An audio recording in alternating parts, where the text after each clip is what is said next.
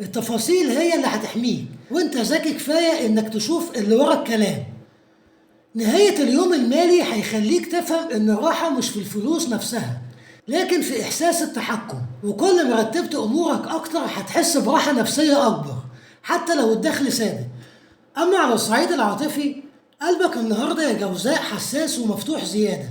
اي كلمة بتأثر فيك، وده مخليك محتاج اهتمام واحتواء، مش وعود ولا كلام كبير، مجرد احساس انك مهم عند اللي قدامك. لو مرتبط يا جوزاء، في كلام متأجل ولازم يطلع. السكوت طول شوية وبقى تقيل، والنهاردة مناسب لحوار هادي من غير اتهام. الكلام الصادق هيقربكم لو النية سليمة. ولو عازب، في شخص في بالك حتى لو بتحاول تنكر. الذكريات بتطلع فجأة، مش علشان تعذبك، لكن علشان تقولك إنك لسه إنسان وبتحس، ومش لازم تستعجل أي خطوة.